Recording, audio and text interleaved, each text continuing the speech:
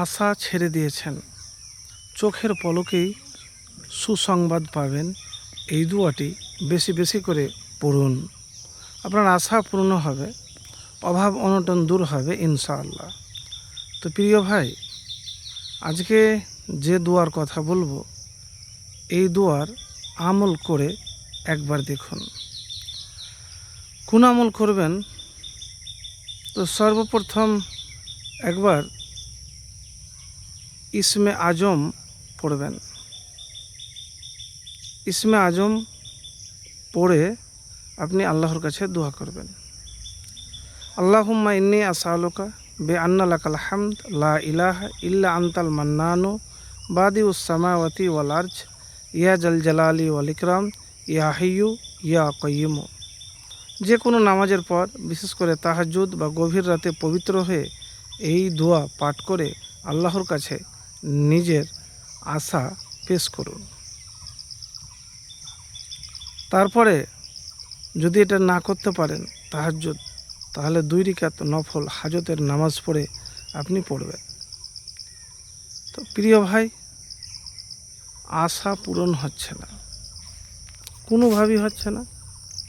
অনেক দোয়া করছেন, অনেক কিছু করছেন, কিন্তু আশা পূরণে ব্যর্থ। কি করবেন? কোনো তো উপায়ও পাচ্ছেন না।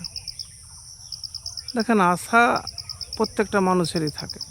যদি আপনার নেক আশা থাকে, বৈধ আশা থাকে, তাহলে দ্রুত পূরণ হবে। আর যদি অযুক্তি থাকে তাহলে হবে না। বলেন কেমন কথা? দেখেন, এতটুকুন বলবো যে চাইলে তো এখন ধরেন আমি 100 তলা বিল্ডিং চাই, তাহলে তো হবে না।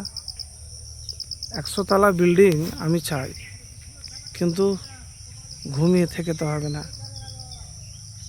তো প্রিয় ভাই, সেটার জন্য পরিশ্রম, মেহনত করতে হবে,